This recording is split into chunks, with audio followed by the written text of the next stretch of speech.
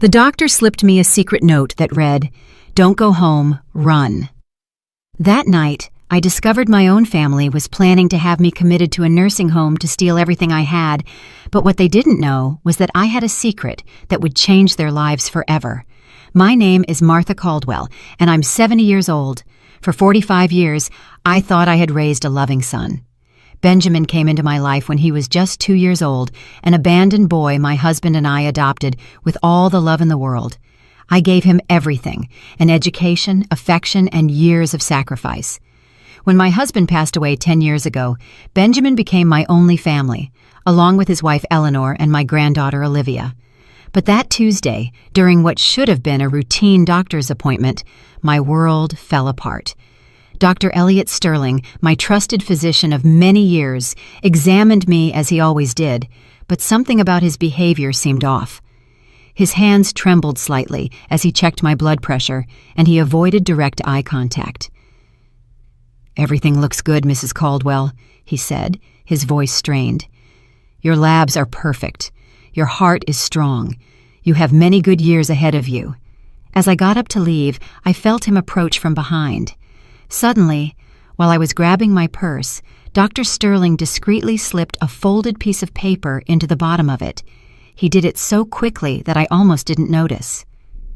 "Take good care, Mrs. Caldwell," he said with a forced smile. "And remember, family isn't always what it seems." His words sent a chill down my spine. What did he mean by that? Why had he given me that note so secretly? I left the office with my heart pounding, but I decided not to read the note until I got home. During the cab ride, 1,000 thoughts crossed my mind. Dr. Sterling had never acted so strangely. He was a serious, professional man who had known my family since Benjamin was a teenager. Why would he be giving me secret messages now? When I arrived at the house, Benjamin was in the living room with Eleanor and Olivia. The three of them were talking in hushed tones, but they abruptly fell silent when they saw me. Eleanor had several papers in her hands that she quickly hid behind her back. "How was your doctor's appointment, Mom?" Benjamin asked, his smile not reaching his eyes. "Everything's fine, son. The doctor said I'm in perfect health," I replied, trying to sound normal. Eleanor exchanged a look with Benjamin that didn't go unnoticed. Why did they seem so disappointed? Were they hoping the doctor would tell me I was sick? "That's great, Grandma," Olivia said, but her voice sounded strangely cold. "It means you have plenty of time left to enjoy yourself." That night at dinner, I noticed my family was acting very strange. Benjamin barely spoke to me, Eleanor answered in monosyllables, and Olivia avoided my gaze. There was a tension in the air that you could cut with a knife. "Is something wrong?" I finally asked. "No, Mom, everything's fine," Benjamin replied quickly. "We're just tired." After dinner, I went to my room with a heavy heart. Something was definitely going on, and the doctor's note was starting to make sense. With trembling hands, I took the paper from my purse and unfolded it. What I read took my breath away. "Mrs. Caldwell, your family was here yesterday. Eleanor asked me about your mental state, and if I could certify that you need special care, they want to put you in a nursing home. They also asked about your inheritance and assets. Don't go home. Run, Dr. Sterling." My hands began to shake uncontrollably. My own family. The son I raised with so much love, the daughter-in-law I treated like my own child, my granddaughter who was always my adoration. Suddenly, it all made sense. The strange looks, the whispers, the hidden papers. They weren't disappointed because I was in good health. They were furious because the doctor hadn't cooperated with their plans. I couldn't sleep that night. Every noise in the house startled me. I lay awake, listening, trying to understand how I had reached this point. How was it possible that the family for whom I had sacrificed everything was now conspiring against me? At 2 a.m, I heard voices in the kitchen. I got up stealthily and crept toward my bedroom door. I could clearly hear Benjamin, Eleanor, and Olivia talking in low voices, but loud enough for me to understand every word. "The damn doctor wouldn't cooperate," Eleanor said with irritation. "I explained to him that the old lady is losing her mind, that she sometimes doesn't recognize anyone, that she leaves the gas on, but he insisted she's perfectly fine." "Relax, my love," Benjamin replied. "We'll find another doctor, one who's willing to sign the papers we need." "But what do we do with her in the meantime?" Olivia asked. I already booked my spot at the college in the U.S. I need that money now, not in 5 years when she finally dies of old age." "Olivia, don't talk like that," Benjamin scolded, though without much conviction. "You have a point, though. We need to act fast. The house is worth almost $500,000, and with her pension and savings, we could live comfortably until she dies," Eleanor finished coldly. "Look, I didn't join this family to take care of a senile old woman. I married you because I thought you'd inherit soon, but it's been 10 years and she's still here spending our money." "Our money?" I repeated silently, feeling rage start to grow in my chest. All my money, earned with my and my late husband's sweat, they saw as their own. "Tomorrow I'm going to talk to the lawyer," Benjamin continued. "I'm going to ask if we can have her declared incompetent without a doctor. There has to be a way." "And if that doesn't work," Eleanor added, "we can always make her life impossible until she decides to go to a nursing home herself. Take away her TV, don't cook for her, treat her like what she is, a burden." "Mom, don't be so cruel," Olivia said. But then she added, "Though the truth is, I'm already tired of pretending to love her. She's always there, butting into our conversations, asking why we're out so late. It's insufferable." My legs began to tremble. I leaned against the wall, feeling my world crumbling around me. These were the people for whom I had worked 18 hours a day when Benjamin was little, for whom I had given up my dreams, my friendships, my own life. "Remember my 15th birthday?" Olivia continued. "She bought me that horrible red dress and forced me to wear it. All my friends laughed at me. From that day on, I swore I'd get her back someday." "And what bothers me the most," Eleanor added, "is that she's always bragging about what a good mother she was, about all she sacrificed for Benjamin, as if she were a saint. But the truth is, she adopted him because she couldn't have her own kids. She used him to fill her emptiness." "Enough already," Benjamin said, but his voice sounded tired, not indignant. "Look, in a week, I'm going to talk to her. I'll tell her we found a very nice nursing home, that it would be better for her to be with people her own age, and if she refuses, we'll use Plan B." "What's Plan B?" Olivia asked. "We make her really lose her mind," Benjamin replied coldly. "We switch her medications. We hide her things. We tell her she did things she didn't do. In a month, any doctor will certify that she's mentally ill." The horror of his words hit me like a punch. Not only did they want to rob me, they wanted to destroy my mind, my dignity, my sanity. They wanted to turn me into what they claimed I already was. "It's perfect," Eleanor said, excited. "And once she's committed, we'll have access to all her accounts. We can sell the house, collect her pension, and dispose of everything without anyone bothering us." "Exactly," Benjamin confirmed. "And the best part is that no one will suspect a thing. To the outside world, we're the perfect family, lovingly taking care of a sick grandmother." They laughed. The three of them laughed, as if they had told the best joke in the world. They laughed at me, at my naivety, at my unconditional love for them. In that moment, something inside me broke. It wasn't my heart. That had already been shattered since I read the doctor's note. What broke was my blind faith in goodness, my belief that love is always reciprocated, my conviction that family is sacred. "First thing in the morning, I'm going to make copies of all her cards," Eleanor whispered. "That way, we can spend a little at a time without her noticing." "Great," Benjamin approved. "And I'm going to go through all her papers. There has to be a will somewhere that we can modify." "Modify how?" Olivia asked. "Let's just say that Grandma, in her mental confusion, decided to leave everything to us because we're the only ones who care for her," Benjamin explained with a smile in his voice. "Dad, you're a genius," Olivia said admiringly. "But we have to be careful. What if someone suspects something?"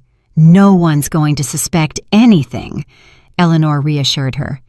"She has no friends, no family besides us. She's a lonely old woman who is completely dependent on us. Who's going to defend her?"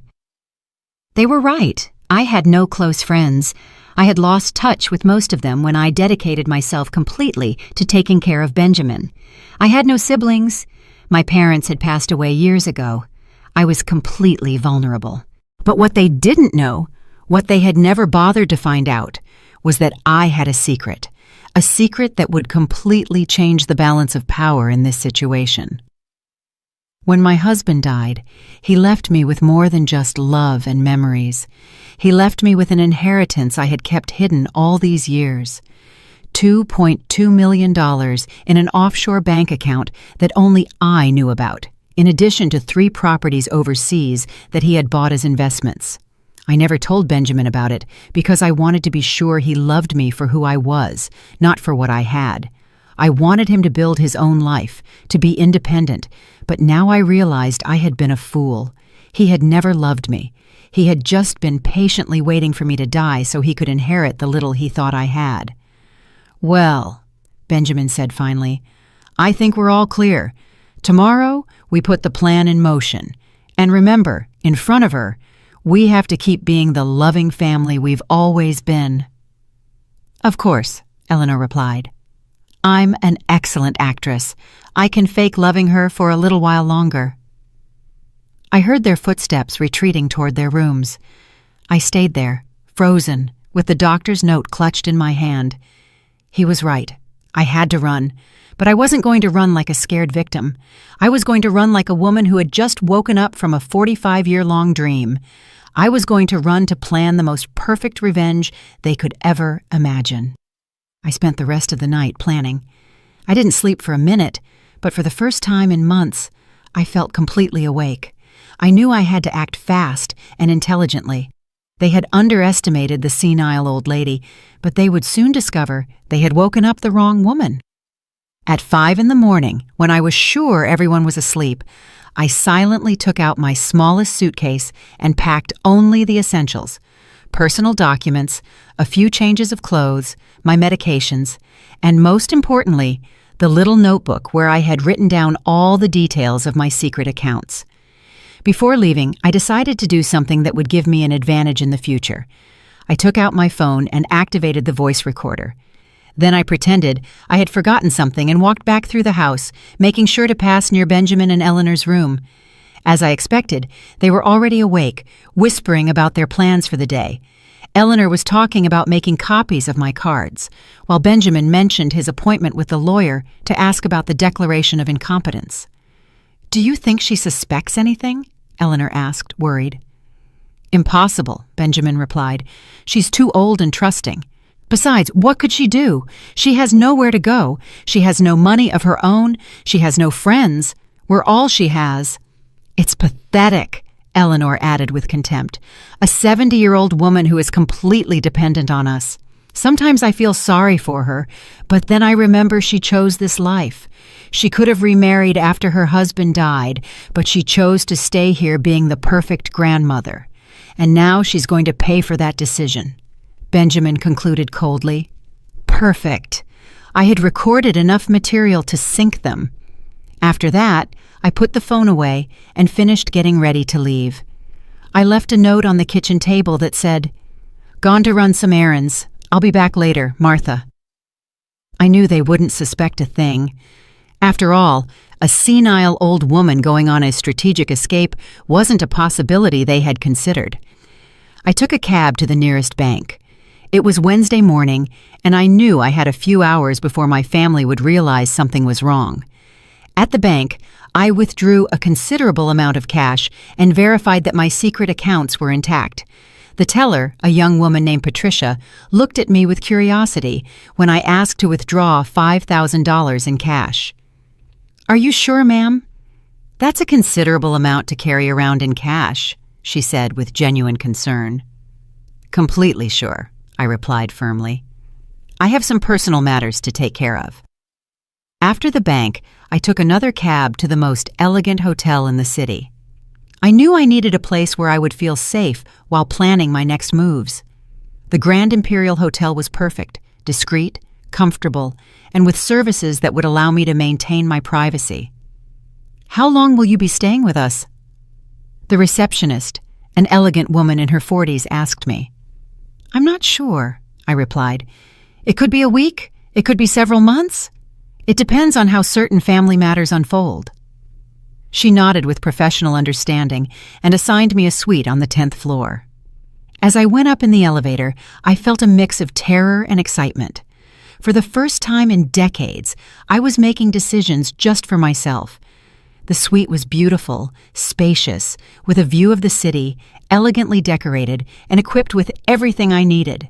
I sat on the living room sofa and for the first time since the night before, allowed my emotions to overwhelm me. I cried. I cried for the 45 years I had dedicated to raising a son who saw me as an obstacle. I cried for the humiliations I had endured without realizing it. I cried for the woman I had been before I became the perfect grandmother they despised.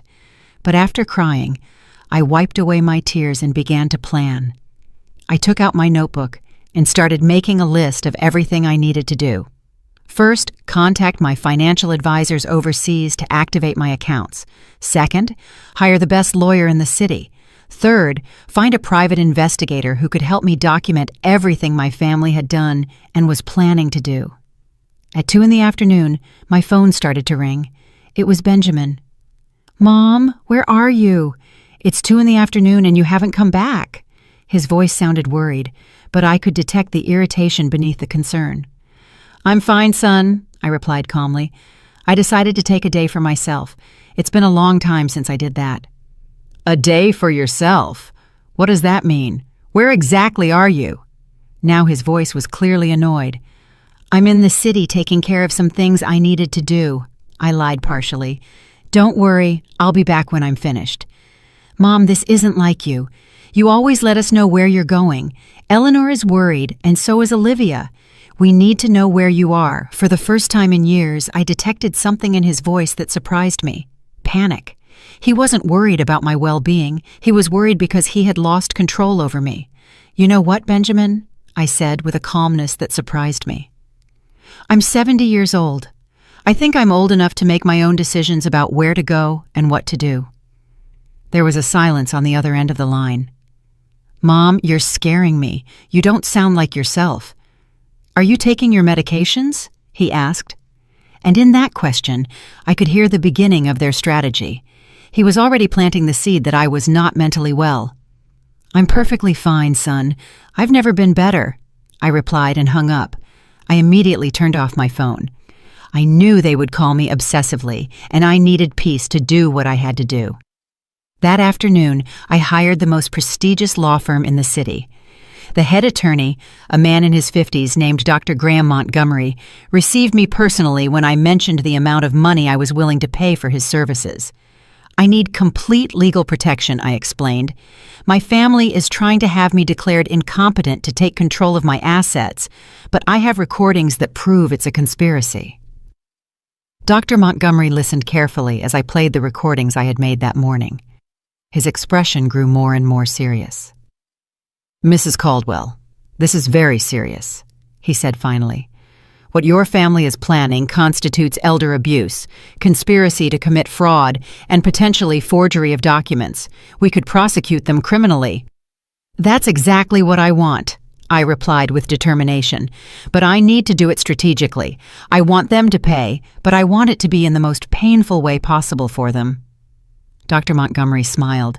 It was the smile of a man who had found a case he liked. "Mrs. Caldwell, I think you and I are going to work very well together," he said. "I'm going to assign my best team to your case, but I need you to tell me everything, absolutely everything." I told him about adopting Benjamin, about my husband, about the years of sacrifice, about the secret inheritance, about everything. Dr. Montgomery took notes carefully. "Do you know exactly how much money you have in your secret accounts?" he asked me. $2.2 million in cash, plus 3 properties overseas that are worth approximately $1.5 million more, I replied. Dr. Montgomery stopped writing and looked at me with renewed respect. "Mrs. Caldwell, you are not just a victim of family abuse. You are a very powerful woman who has been underestimated by her family. We are going to use that power to teach them the lesson of their lives." For the first time in days, I smiled genuinely. The war had begun, but now I had the right weapons. That night, from the comfort of my hotel suite, I turned on my phone to check my messages. I had 37 missed calls from Benjamin, 15 from Eleanor, and 8 from Olivia. The text messages were becoming more and more desperate. "Mom, please answer. We are very worried." "Martha, if you don't respond, we're going to call the police." "Grandma, where are you? Dad says you're going to get into trouble." I decided to reply only to Benjamin. "I'm fine, don't worry. I'll come back when I'm ready." The response came immediately. "Mom, this isn't normal. You need to come home now. Eleanor made your favorite dinner." His favorite dinner. As if after 45 years, he didn't know that Eleanor had never cooked anything special for me. It was another lie, another manipulation. The next day, Dr. Graham Montgomery called me early. "Mrs. Caldwell, I have some interesting news. My private investigator has already started working on your case and has discovered something important. Your daughter-in-law, Eleanor, has been using your personal information to apply for credit cards in your name for the past 6 months." "What?" I exclaimed, feeling indignation grow in my chest. "She has 5 credit cards that you never authorized, with an accumulated debt of $43,000. Purchases at luxury stores, expensive restaurants, even a trip to the Florida Keys last month," the lawyer explained. "But I never went to the Florida Keys," I said, confused. "No, ma'am, they went. Your family took a week-long vacation using your money while they told you they were going to visit Eleanor's sick mother." The memory hit me like a slap. I remembered that week perfectly. Eleanor had cried, saying her mother was very ill and they needed to go and take care of her urgently. I had given them money for the trip, in addition to what they had already stolen with the fake credit cards. "Dr. Montgomery, what else did your investigator discover?" I asked, fearing the answer. "Your son Benjamin lost his job 8 months ago, but he never told you. He has been living off your savings and pension. We also discovered that he has already contacted 3 different doctors, trying to find one who is willing to certify that you suffer from senile dementia." Each revelation was a deeper stab. Not only had they planned to rob me, but they had already been robbing me for months. Not only did they want to declare me insane, they had already started the process. "And my granddaughter, Olivia?" I asked, my voice breaking. "She also has her secrets, Mrs. Caldwell. She's 3 months pregnant, but she's lying to her parents about who the father is. Apparently the real father is a married man of 50 who promised to leave his wife, but now doesn't want to know anything about the baby." "Oh my God," I whispered. My granddaughter, the girl I had helped raise, was involved in a scandal that could destroy her future. "There's more," Dr. Montgomery continued. "Eleanor has been having an affair with your neighbor Dave for the past 2 years.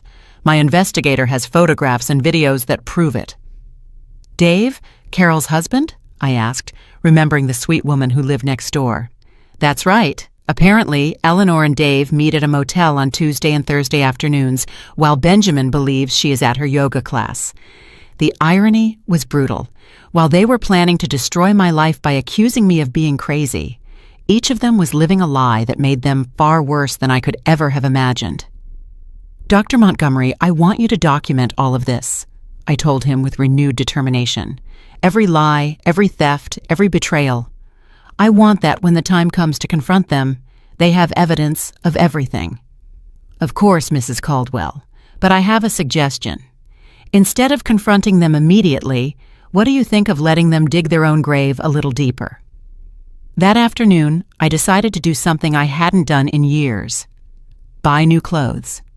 I went to the most elegant stores in the city and bought 3 beautiful dresses: an elegant black one, a vibrant red one, and an emerald green one that made me feel powerful.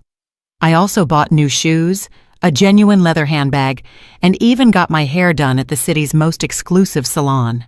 The stylist, a young woman named Sophia, worked on my hair for 3 hours.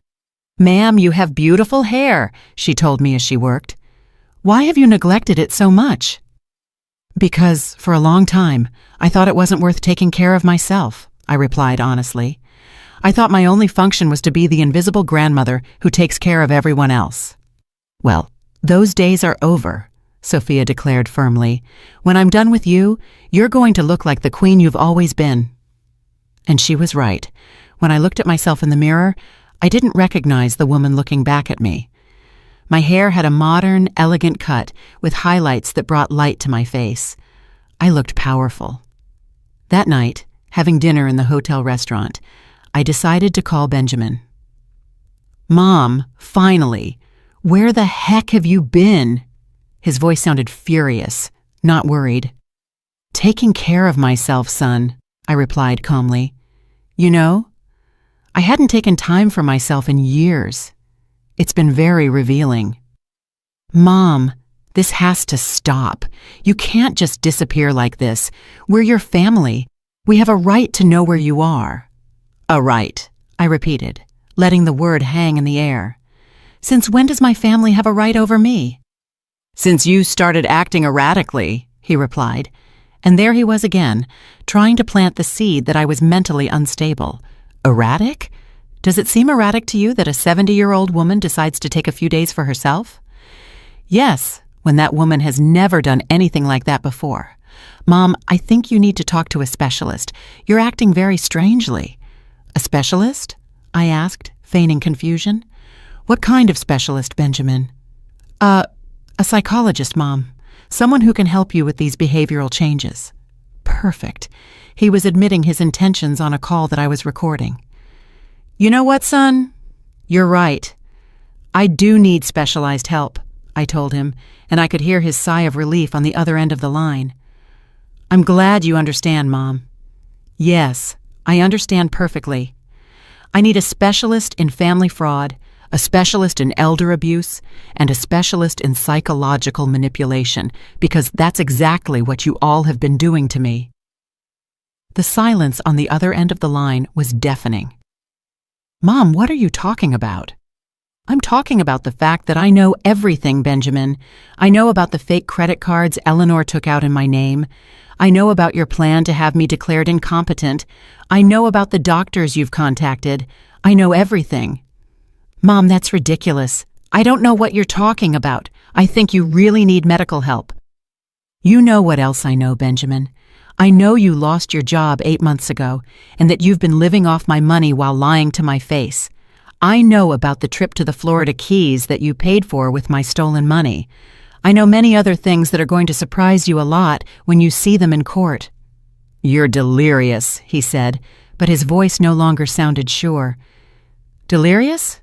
Last night I heard you planning how to make me really go crazy by switching my medications. Is that a delusion too?" This time the silence was even longer. "Mom, come home. We can talk about this as a family." "No, Benjamin, we are no longer family. A family doesn't betray you the way you betrayed me. A family doesn't plan the mental destruction of one of its members to steal their money." "Mom, please. What I am going to do is give you one chance, just one chance, to confess everything, apologize genuinely, and return every penny you have stolen from me. If you do that, maybe, just maybe, I can find a way to forgive you." "We have nothing to confess," he replied, but his voice was trembling. "Then I'll see you in court, son. Have a good night." I hung up the phone, and for the first time in days, I felt completely at peace. The war had been officially declared, and I had all the weapons. The following days were an emotional roller coaster. My phone wouldn't stop ringing with desperate calls from my family. First, they tried the love tactic. Crying messages from Olivia saying how much she missed me. Broken voices from Eleanor asking for forgiveness for any misunderstandings. And pleas from Benjamin begging me to come home to clear things up.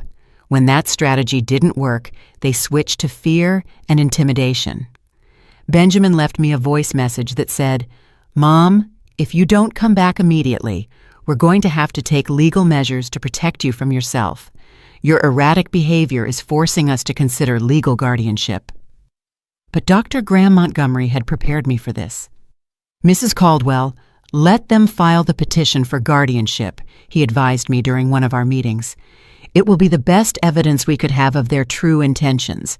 Besides, we already have 3 independent psychiatrists who have certified that you are in perfect mental condition." Meanwhile, my private investigator had been very busy. Every day I received new reports that left me more surprised than I thought possible. Mrs. Caldwell, he told me during our Friday meeting, your family has dramatically accelerated their plans since you disappeared. Yesterday, Benjamin went to your bank trying to access your accounts, saying that you had suffered a psychotic episode and that he needed to temporarily handle your finances. And what did the bank tell him? I asked. Fortunately, the bank manager is very professional. He told Benjamin that he would need official legal documentation to make any changes to your accounts. But Benjamin insisted so much that they had to ask him to leave. There's more. Yes, Eleanor has been selling your belongings. Yesterday, I saw that she posted several of your antique furniture pieces on an online sales page.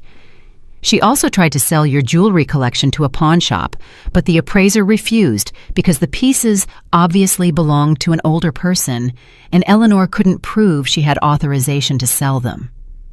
My heart pounded.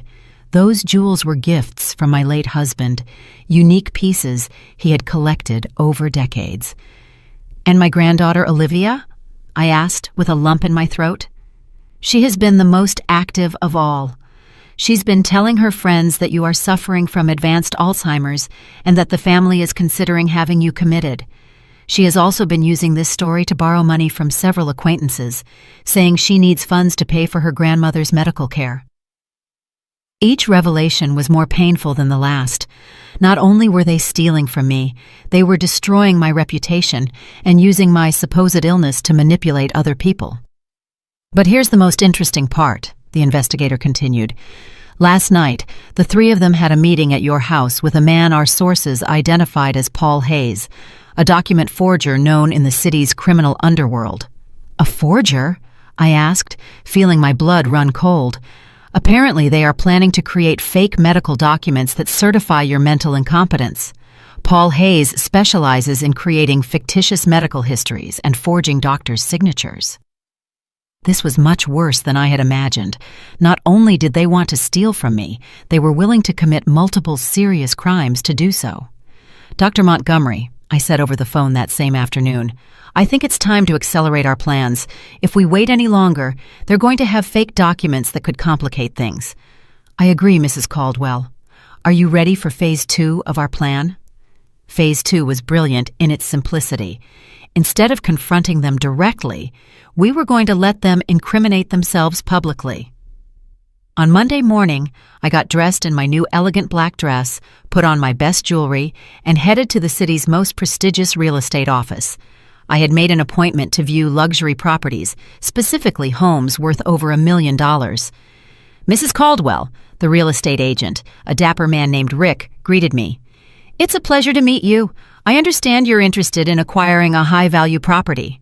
That's right, I replied with confidence. I'm looking for a house that reflects my new stage of life, something elegant, modern, with good security. Perfect. I have 3 properties that might interest you.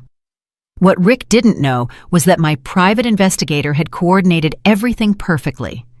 At 11 in the morning, exactly when we would be viewing the second property, Benjamin, Eleanor, and Olivia would coincidentally appear at the same real estate office. We were in the middle of a visit to a spectacular mansion when I heard familiar voices at the main entrance. Excuse me, I said to Rick. I think some acquaintances just arrived. When we went down to the main lobby, there they were, the 3 of them, dressed in their best clothes, talking to another real estate agent. We're interested in selling a property, I heard Benjamin say. It's my mother's house, but she's ill, and we have legal power of attorney to handle her affairs. Power of attorney? The agent asked. Could you show me the documentation? Well, we're still processing the official papers, Eleanor replied nervously. But it's just a matter of days. We want to get a head start on the appraisal process. Hello, family, I said loudly from the stairs. The 3 of them turned around at the same time, and their faces of horror were worthy of a movie. Benjamin turned pale. Eleanor's mouth opened without making a sound, and Olivia literally took a step back. Mom? Benjamin stammered. What are you doing here? The same thing you are, apparently, I replied calmly as I walked down the stairs. Although I'm buying, not selling. Rick, my real estate agent, approached with a professional smile. Do you know these people, Mrs. Caldwell? Unfortunately, yes, I replied. This is my family, or at least that's what I thought until recently. Mom, we need to talk, Benjamin said, trying to sound authoritative, but failing miserably. About what, Benjamin? About how you were planning to sell my house without my authorization? About the fake documents you're processing? Or about the power of attorney you just mentioned that doesn't exist? The other real estate agent looked confused and clearly uncomfortable. Excuse me, he interrupted, but if there is a legal conflict over the property, we cannot proceed with any appraisal until it is resolved. There's no conflict, Eleanor said desperately. It's just that she hasn't been right in the head lately. I'm not right in the head, I repeated loudly, making sure everyone in the office could hear. Is that why I'm here buying $1.5 million house with my own money? Rick's jaw dropped. $1.5 million? Olivia whispered. Oh yes, dear granddaughter, I said with a sweet smile. It turns out your senile grandmother has a lot more money than you thought. I took out my phone and dialed Dr. Montgomery's number. Doctor, I'm at Richards & Associates Realty. My family is here trying to sell my property without authorization and claiming they have power of attorney over my affairs. Could you send someone from your office to document this situation? Of course, Mrs. Caldwell. Someone will be there in 15 minutes. I hung up and looked at my family with a calmness that surprised me. Now we're going to wait for my lawyers to arrive, I announced, and they're going to explain to everyone here exactly what legal documents you have, how you obtained them, and why you believe you have the right to sell my property. Benjamin tried to approach me. Mom, this is a misunderstanding. We can solve it at home. No, I said firmly, taking a step back. There is nothing left to solve at home. I no longer have a home, at least not with you in it. Eleanor began to cry, but they were tears of panic, not sadness. Martha, please, we're family. Everything we've done has been for your own good. For my own good? I asked, raising my voice. Stealing my money with fake credit cards was for my own good? Planning to forge medical documents was for my own good? Hiring a criminal to fake my medical history was for my own good? Each accusation fell like a bomb in the lobby of the real estate office. The other clients and employees had stopped to listen, and I could see the expressions of horror and disgust on their faces. We don't know what you're talking about, Olivia lied desperately. You don't? I took out my phone and played one of the recordings I had made. Benjamin's voice filled the space. We make her really lose her mind. We switch her medications. We hide her things. We tell her she did things she didn't do. In a month, any doctor will certify that she's mentally ill. The silence in the real estate office was deafening. I could see how the faces of the employees and clients were filled with indignation and repugnance. That recording is illegal, Eleanor yelled hysterically. Not in this state, I replied calmly, and definitely not when it's recorded to prevent a crime that is being planned. At that moment, 2 lawyers from Dr. Montgomery's firm arrived along with a public notary. Mrs. Caldwell, we are from the Montgomery & Associates firm. We understand there are some people here who claim to have legal authority over your affairs. That's right, I replied. I would like you to officially document that these 3 people have no legal power over me, my properties, or my finances, and that any attempt to exercise such authority constitutes fraud. One of the lawyers addressed Benjamin. Sir, could you show me the documentation that supports your authority to sell Mrs. Caldwell's property? Benjamin opened and closed his mouth like a fish out of water. We're in the process of... In other words, they don't have any documentation, I declared, because they don't have any authority. What they do have is a criminal plan to steal everything I own. The public humiliation at the real estate office was just the beginning. When we left the building, my family followed me to the street, alternately yelling and pleading. Mom, wait! Benjamin shouted. Can't we fix this? It's all been a terrible misunderstanding. Grandma, please, Olivia cried. I love you. You can't do this to us. Eleanor, for her part, had completely changed her strategy.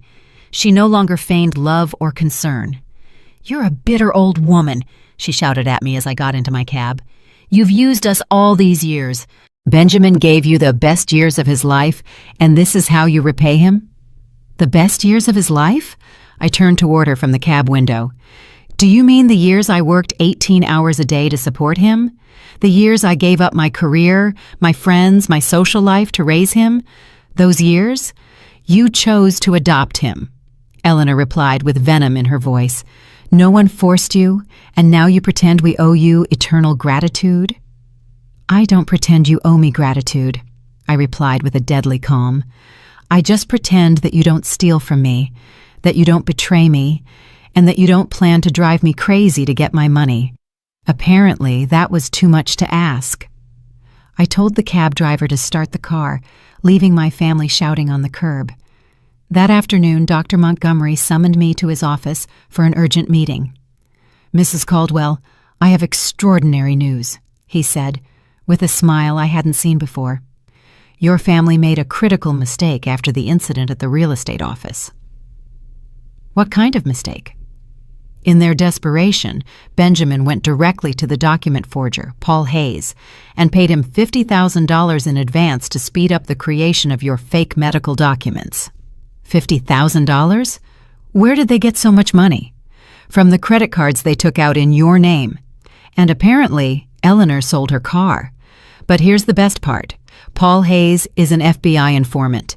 He has been collaborating with the authorities for the past 6 months to dismantle a document fraud ring. I was speechless for a moment. You mean that your family is not only being investigated for family fraud, but they are now under federal investigation for conspiracy to commit medical document fraud. The FBI has audio and video recordings of the entire transaction. That night, from my hotel suite, I decided to do something I had been putting off, confront each member of my family individually, but not face to face. I had something much more powerful in mind.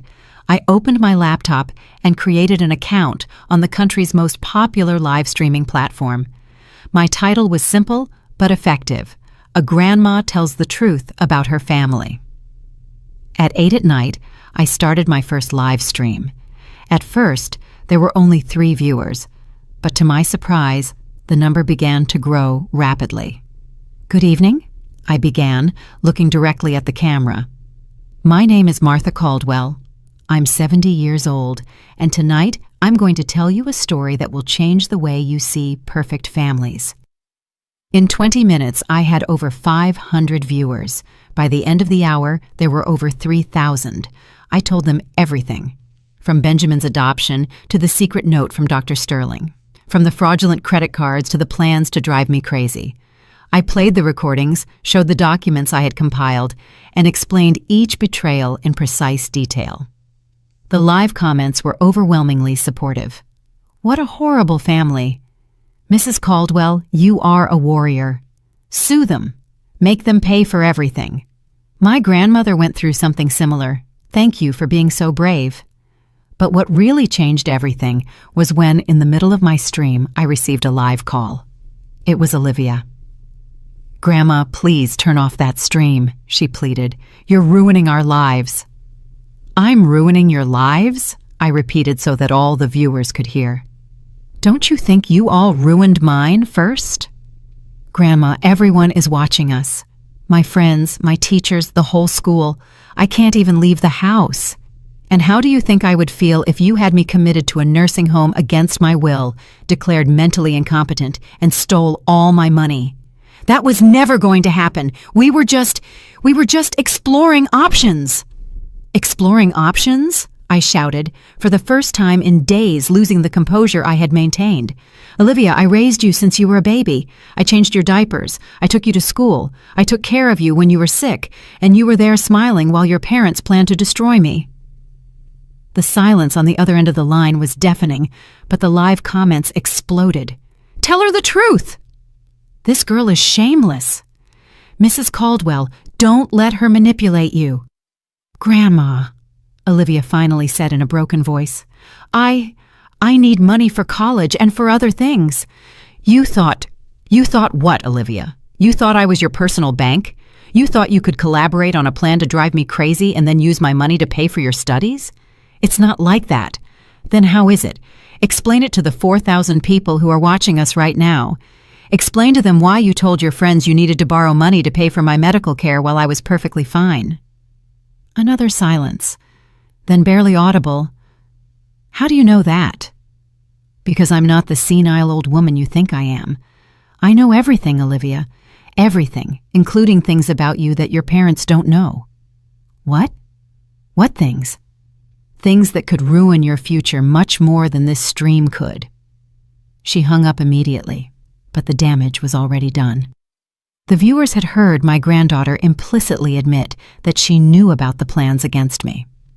5 minutes later, my phone rang again. This time it was Benjamin, and he sounded absolutely furious. "Mom, turn off that stream right now!" he roared. "Hello, Benjamin," I said sweetly. "Do you want to talk to the 5,000 people who are watching us?" "This is defamation. I'm going to sue you for slander." "Slander?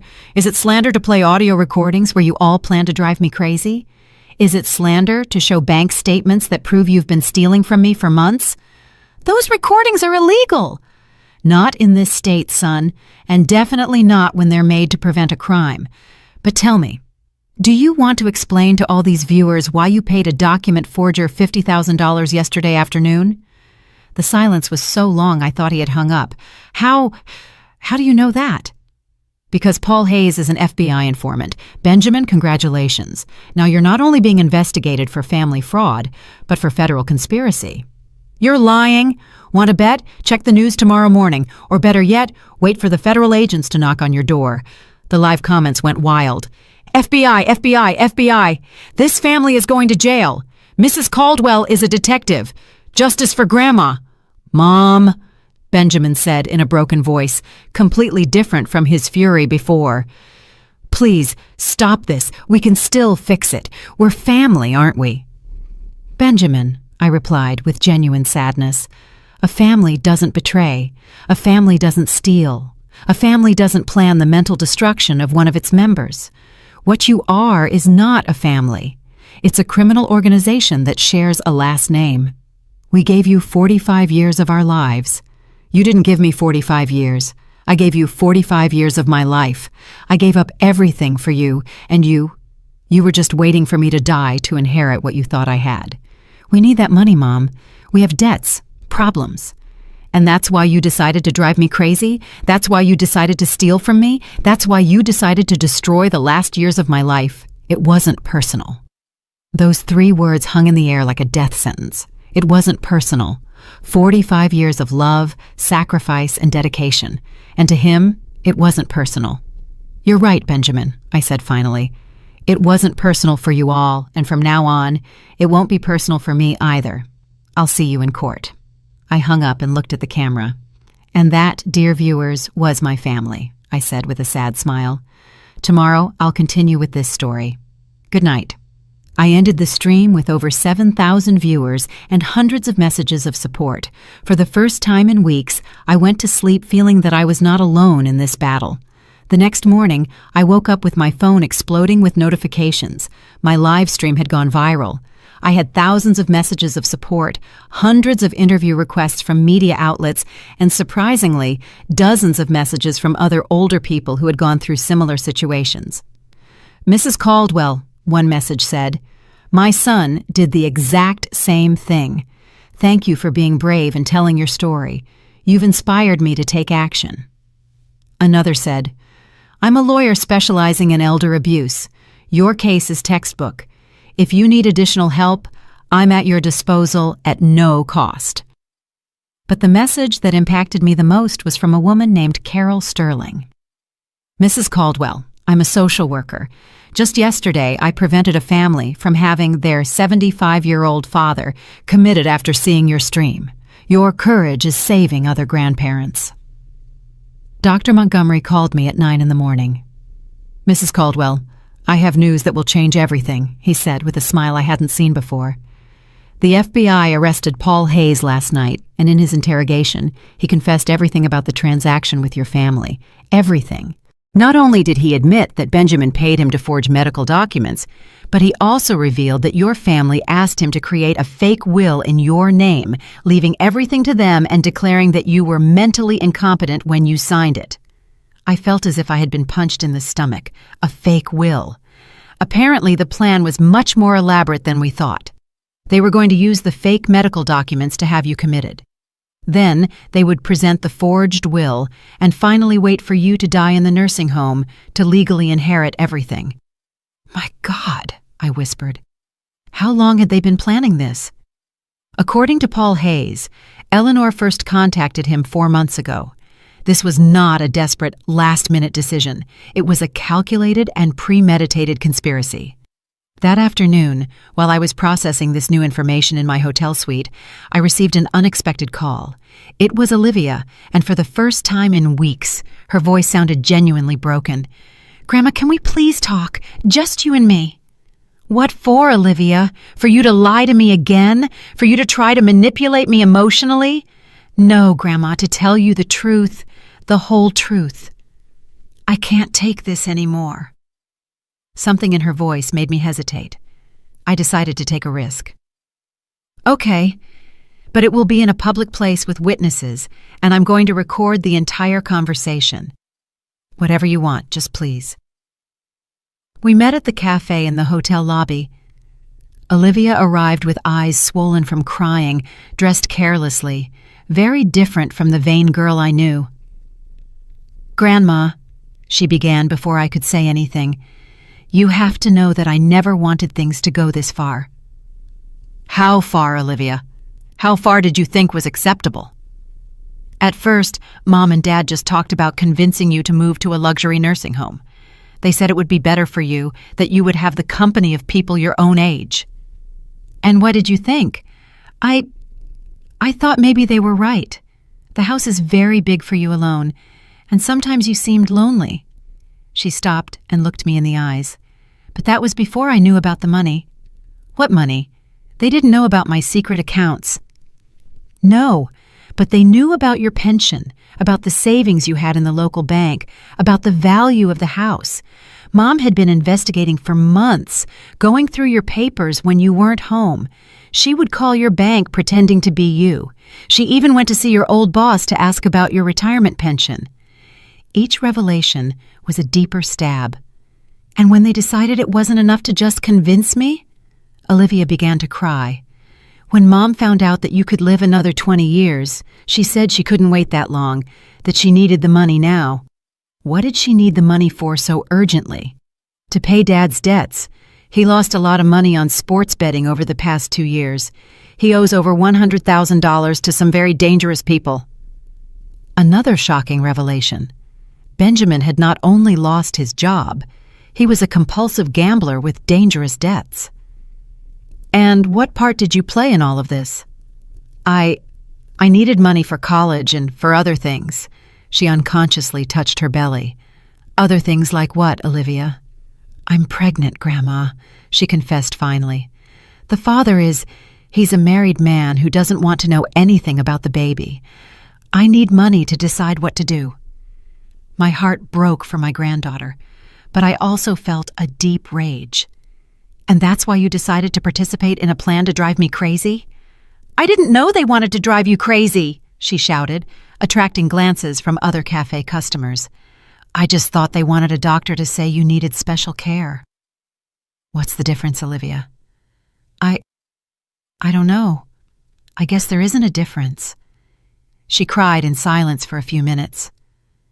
"Grandma, when you left the house, everything fell apart. Dad and Mom do nothing but fight. Mom says it's all Dad's fault for gambling. Dad says it's all Mom's fault for being too ambitious. And I'm in the middle, pregnant and terrified. And now what do you want from me?" I want you to forgive me. And I want you to know that if you testify against Mom and Dad, I'm going to tell the truth. Everything I know, everything I saw, everything I heard." I remained silent, processing this unexpected offer. "Why would you change sides now, Olivia?" "Because last night Dad told me that if everything goes wrong, They're going to say that I was the one who had the idea to steal your jewels. They're going to say that I manipulated them into doing it because I needed money for drugs. Drugs? I don't do drugs, Grandma. But Dad says it's more credible to blame the rebellious teenager than to admit that they planned everything. The final betrayal. Not only had they betrayed me, but now they were willing to betray their own daughter to save themselves. Do you have proof of what you're telling me? Olivia took out her phone. I have recordings of all their fights since you left. I have text messages where they plan to blame me. I have videos of Mom counting the money she got from selling your jewels. Why did you record all of that? Because a week ago, I realized that when all this is over, they're going to abandon me too. I'm underage, I'm pregnant, and I have no money. They're going to need a scapegoat, and that scapegoat is going to be me. I looked at her intently, trying to determine if this was another manipulation or if I was finally hearing the truth. Olivia, if you decide to testify against your parents, your life will change forever. Your relationship with them will be completely over. My relationship with them is already over, Grandma, from the moment they decided to use me as part of their plan against you and then decided to sacrifice me to save themselves. And what do you want in exchange for your testimony? I want you to help me finish high school. I want you to help me make the right decision about my pregnancy. And I want you to teach me how to be a strong woman like you. For the first time in weeks, I felt a spark of the old connection I had had with my granddaughter. Olivia, if you do this, if you help me get justice, I'm not only going to help you with high school and with your situation. I'm going to teach you something much more valuable. What?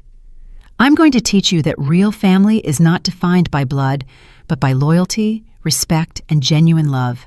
And that sometimes protecting yourself means moving away from toxic people, even if you share their last name. Olivia extended her hand across the table. Deal, Grandma. I shook her hand, knowing that this moment would mark the beginning of the end for Benjamin and Eleanor. Deal, my girl. But now you're my ally, and allies protect each other. Are you ready for that responsibility? More ready than I've ever been for anything in my life. The day of the trial came faster than I expected. In 3 weeks, Dr. Montgomery had built a case so solid that even my family's expensive lawyer recommended that they plead guilty to negotiate a lesser sentence. But Benjamin and Eleanor refused. They wanted to take the case to trial, convinced they could manipulate the jury with the image of the loving family caring for the confused grandmother. The day the trial began, I arrived at the courthouse dressed in my most elegant black suit, accompanied by Olivia, who had decided to move in with me at the hotel for the duration of the legal process. Are you nervous, Grandma? She asked me as we went up the courthouse stairs. No, my girl, I replied calmly. I'm at peace. The truth always finds its way out. The courtroom was packed. My story had become national news after several outlets covered my live streams. There were journalists, cameras, and dozens of older people who had come to show their support. When I saw Benjamin and Eleanor at the defense table, I barely recognized them. Benjamin had lost weight and had deep, dark circles under his eyes. Eleanor looked gaunt and nervous. The stress of knowing they were facing years in prison had taken its toll. The prosecutor presented the case masterfully. He showed the audio recordings where they planned to drive me crazy. He presented evidence of credit card fraud. He explained the conspiracy with the document forger and finally showed the proof of the fraudulent mortgage on my house. But the most shocking moment came when Olivia took the stand as a witness for the prosecution. Ms. Caldwell, the prosecutor asked her, can you tell us what you heard when your parents discussed their plans for your grandmother? With a firm, clear voice, Olivia narrated every conversation, every plan, every betrayal. She described how they had planned to switch my medications, how they had calculated how much money they would get from my death, and how they had decided to blame her if everything went wrong. When she finished testifying, the silence in the courtroom was deafening. I saw several members of the jury wiping tears from their eyes. The defense attorney tried to discredit Olivia, suggesting she was lying to get money from me. "Ms., isn't it true that you're pregnant and need money?" he asked aggressively. "Yes, I'm pregnant," Olivia replied with dignity. "And yes, I need help, but I'm not lying to get it. I'm telling the truth because it's the right thing to do." "And isn't it convenient that your grandmother promised to help you financially in exchange for your testimony?" "My grandmother didn't promise me money in exchange for my testimony," Olivia replied firmly. "She promised me support because I finally had the courage to do the right thing. There's a difference." When it was my turn to testify, I took the stand feeling the weight of all the eyes in the courtroom on me. "Mrs. Caldwell," the prosecutor asked me, "can you tell us how you felt when you discovered your family's plans?" "I felt like I had lived a lie for 45 years, I replied. "They didn't just betray me. They made me question every moment of love I thought I had shared with them.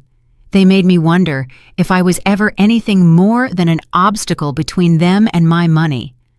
And how do you feel now?" "Now I feel free," I said, looking directly at Benjamin. "Free from the lies, free from the manipulation, and free from the obligation to love people who never truly loved me." The defense attorney tried to make me look like a vengeful, wealthy woman who was exaggerating the situation. "Mrs. Caldwell, isn't it true that you have millions of dollars that you never mentioned to your family?" "It's true that I have resources they were unaware of," I admitted. "But those resources do not justify conspiring to drive me crazy, stealing my identity, or forging legal documents." "Don't you think your family deserved to know about that money?" "Deserved? Why? For planning my forced commitment? For stealing from me for months? For betraying me in the cruelest way possible?" The trial lasted 5 days. In the end, the jury deliberated for just 2 hours before returning with a unanimous verdict: guilty on all counts. Benjamin was sentenced to 12 years in prison for conspiracy, fraud, forgery of documents, and elder abuse. Eleanor received 10 years for the same charges, plus additional charges for mortgage fraud. When the judge read the sentences, Eleanor broke down crying. Benjamin simply stared ahead with an empty expression. After the trial, as we were leaving the courthouse, a reporter asked me, "Mrs. Caldwell, do you feel that justice was served?" "I feel that legal justice was served," I replied. "But the real justice was discovering who I truly was before it was too late to enjoy the rest of my life." 6 months later, I bought a beautiful house on the outskirts of the city. It's smaller than my old house, but it's full of light and has a lovely garden where Olivia and I spend our afternoons. Olivia finished high school with honors and decided to keep the baby. She is now studying law, inspired by everything we went through together. She says she wants to specialize in elder protection. "Grandma," she told me a few weeks ago, as we worked in the garden, "do you ever regret adopting Dad?" "I don't regret adopting him," I replied, caressing the flowers we had planted together. "I only regret not having understood sooner that kindness should never be practiced at the cost of self-destruction." "And what did you learn from all of this?" "I learned that real family is not defined by blood or shared years. It is defined by mutual respect, genuine loyalty, and unconditional love. I learned that it is better to be alone with dignity than to be accompanied by betrayal. And I learned that it is never too late to start over. Now, at 71 years old, I am living the fullest life I have ever had. I travel, I read, I have new friends, and above all, I have a genuine relationship with my granddaughter, who has become the daughter of my heart that I always wanted to have. Benjamin and Eleanor have tried to contact me from prison several times, but their letters go directly to the trash, unopened. Some doors, once closed, should never be opened again. Every night before I go to sleep, I am thankful for 3 things: for Dr. Sterling, who had the courage to warn me, for my own strength that I didn't know I had, and for discovering that endings can also be beginnings if you have the courage to write your own story. Kindness is still important in my life, but now I practice it with wisdom. I help other older people who are facing similar situations. I support Olivia in her studies, and I have created a foundation to prevent elder abuse. But more important than all that, I finally learned to love myself as much as I loved everyone else my whole life. And that, my dears, is the most valuable lesson of all.